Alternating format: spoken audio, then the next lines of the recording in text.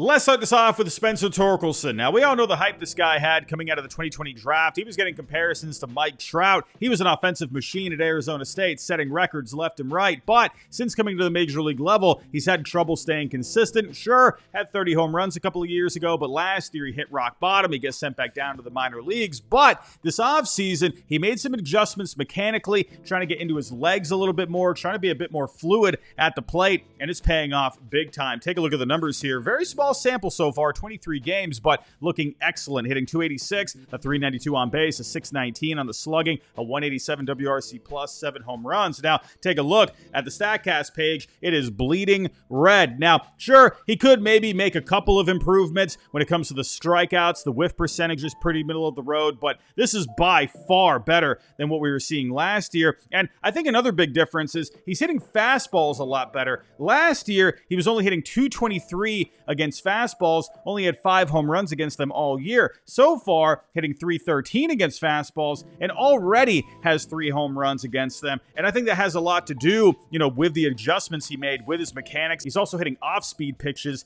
a lot better, so that tells me that his timing is much better than what it was last year. I'm loving that Torkelson is finally coming into his own, and I think with these metrics, I think they suggest that this new and improved Torkelson could be here to stay. Let's move on to another first baseman in the American League, Tylor Soderstrom. He was also drafted back in 2020 in the first round like Torkelson, and there was a lot of hype with him coming out of high school, a very good hitter coming out of high school, and it looks like he's finally starting to come into his own, off to a red-hot start, hitting 298 with a 362 on base, a 643 on the slugging, a 190 WRC plus, 9 home runs. That's actually tied for first place in the major leagues right now. Now, taking a look at the StatCast page, you got a lot of reds here, but we were seeing some signs last year. Good batted ball profile, but the one thing that was holding him back a little bit was the plate discipline. The whiff percentage was pretty low, strikeouts were pretty high, but the one adjustment that he's made this year is being able to hit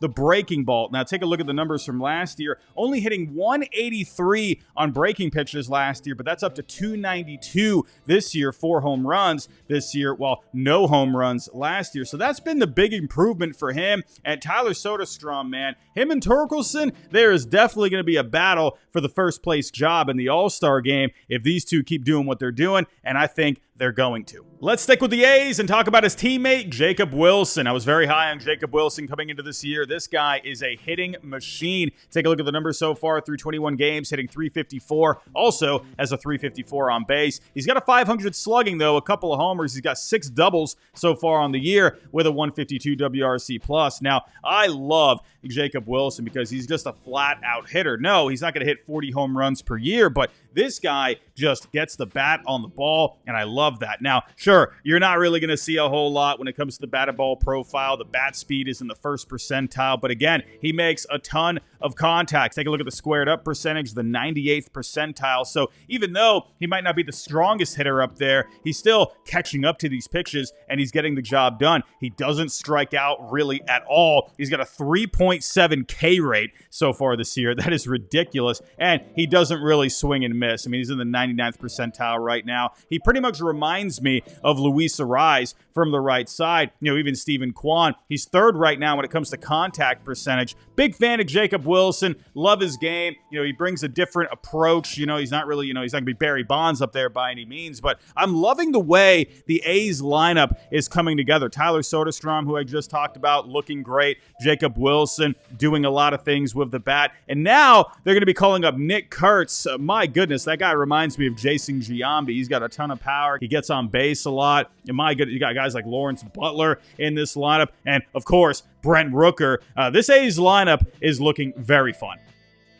Let's talk about another high-contact guy in Sal Frelick. Here was another player that I was very high on coming into the year, and he's off to a very good start, hitting 338, a 424 on base, a 463 on the slugging, a 152 WRC plus, does have a home run. But like I said, he's another high-contact guy. He's 6th overall in contact percentage right now. But what I love about Sal Frelick is, yes, very similar to Jacob Wilson, gets the bat on the ball, he puts the ball in play, finds a way to get a hit no matter what, but he's also drawing a lot of walks. 10.9% right now on the walk rate. That's in the 67th percentile. So Sal Frelick, a guy who's getting the bat on the ball, he's getting the balls in play, but he's also taking the bases. I love that. Of course, Giraffe Neck Robbie has to Sox into play here. I got to talk about Christian Campbell. This guy is off to a great start this year. He had a meteoric rise over the last couple of years through the minor leagues. He was playing in single A at this time last year, and look at him now at the major league level. He was playing at Georgia Tech just 2 years ago, for crying out loud. He's off to a great start, hitting .316 with a .418 on base, a .500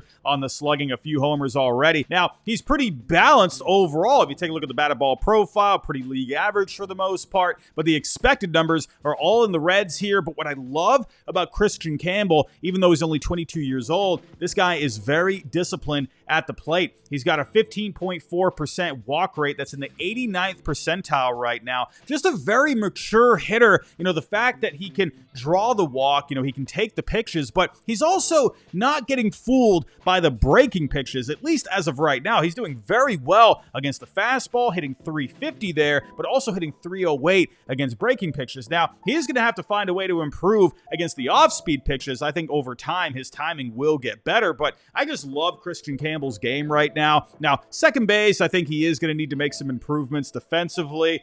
Could he move to the outfield possibly at some point if they call up Marcelo Meyer? I'm not so sure, but right now he's still trying to figure it out defensively, but I like his game at the plate. Balanced, he's disciplined. I love what he's bringing to the Red Sox so far. Sticking with the Red Sox here, let's talk about Wilyer Abreu. This guy's off to a great start in 2025. Solid rookie season last year. 781 OPS, 15 homers, very good defense out in right field, but he's made a big improvement so far this year that I think is going to help him take that next step. Now, the expected numbers are looking great. Batted ball metrics are looking great, but it's the plate discipline that's a lot better than last year. So take a look here in 2024. Chase rate, pretty middle of the road, but the whiff percentage ranked very low. The 20th percentile last year, a 29.6 whiff rate. He was walking a decent amount, 9% of the time, but take a look at the improvements that he's made this year. He's not chasing as much. He's not swinging and missing as much. He's not striking out as much, right around league average, but he's walking a lot more. So when you combine just the batted ball metrics, the improved plate discipline,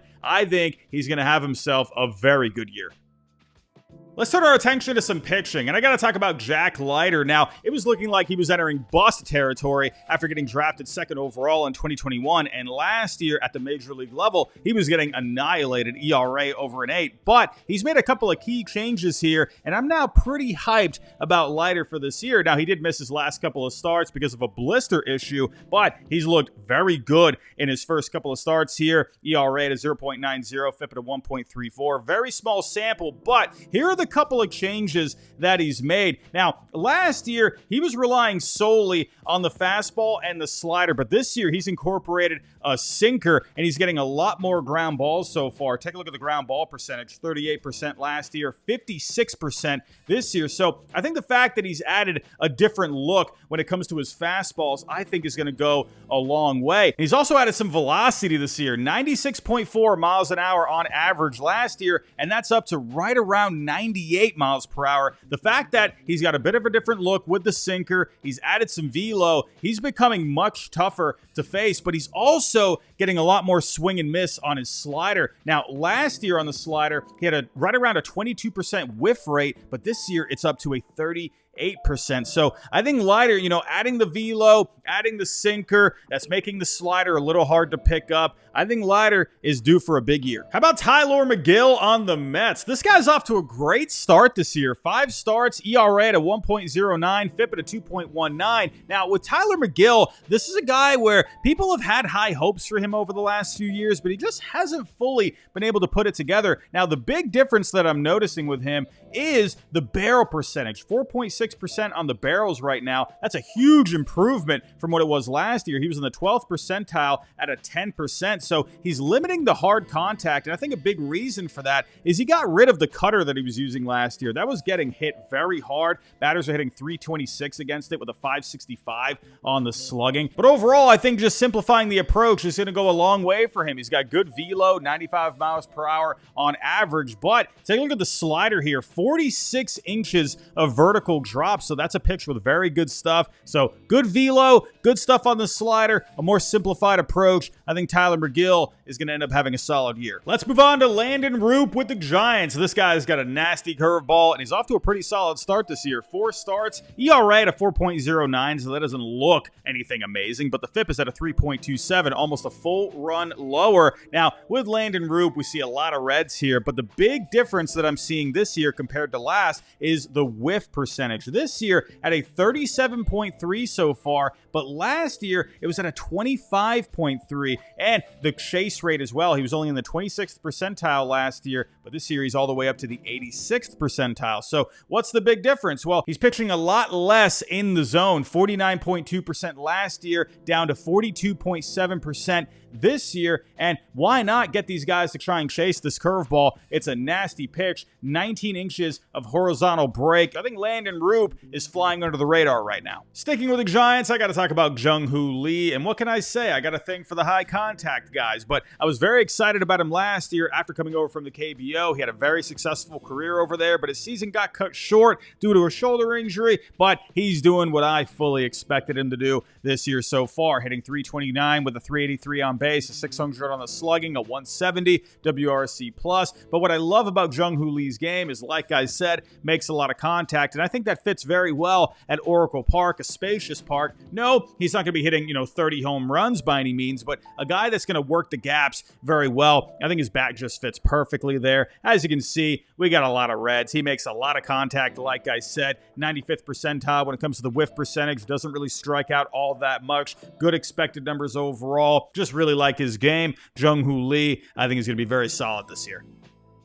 Let's get to a guy with a bit more power, Ben Rice with the Yankees. My goodness, this guy's off to a torching start. 20 games so far, hitting 288 with a 397 on base, a 591 on the slugging, 5 homers, a 186 WRC+. Now, with Ben Rice, my goodness, the Reds are just off the charts here. Now, he could definitely make some improvements when it comes to the swing and miss, 31st percentile overall there. League average when it comes to the strikeouts, though. But the big difference with Ben Rice this year is he is torching fastballs. Last year, only hit 200 against fastballs, but this year, hitting 417 against them. All 5 of his home runs have come off the fastball. Now, he is still going to have to figure out an adjustment when it comes to the breaking pitches. Only hitting 105 against breaking pitches so far. He's got a good expected slugging on the off-speed pitches, so I'm not too worried about that, but pitchers are eventually going to adjust to him here. He's going to start getting, I think, a heavy dose of the breaking balls, so he's going to have to figure that out. But the fact that he made the adjustment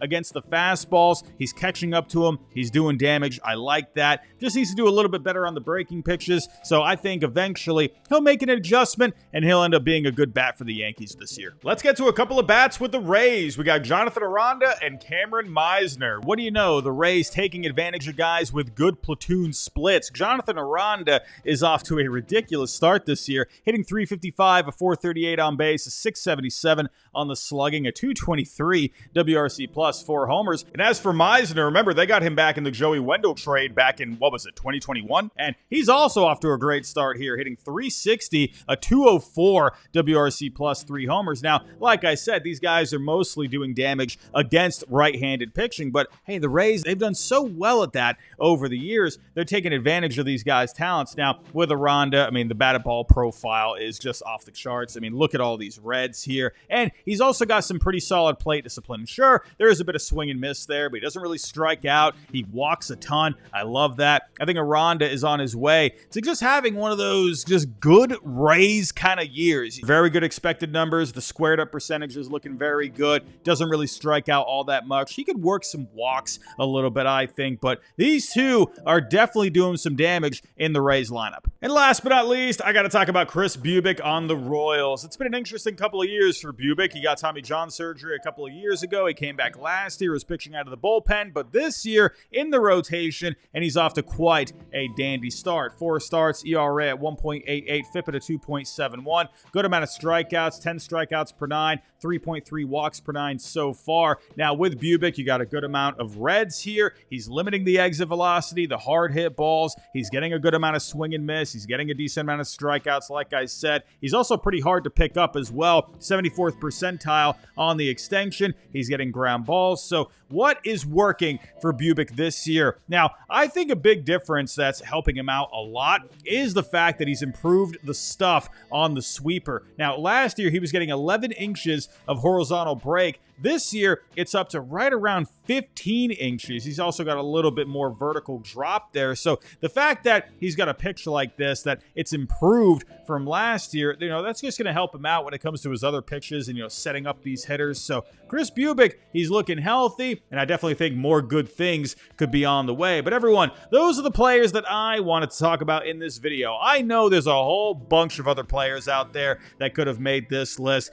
Maybe Kyron Paris. I'm a little worried about the plate discipline with him. The batted ball profile is looking pretty good with him, but I do worry about the plate discipline, so I decided to leave him off. And then there's someone like Shane Baz. He's got good expected numbers. He's racking up the strikeouts, good fastball velo, but he's not getting guys to chase as much. I would like to see a bit more swing and miss. He's giving up a few too many barrels to my liking. So Shane Baz, he definitely has the stuff here to end up having a good season. I just do want to see a bit more improvement on those things. But again, there's a lot of players I could have added on this list. So tell me down below in the comments, who would you add to this list? Which players do you think are promising for the rest of this year?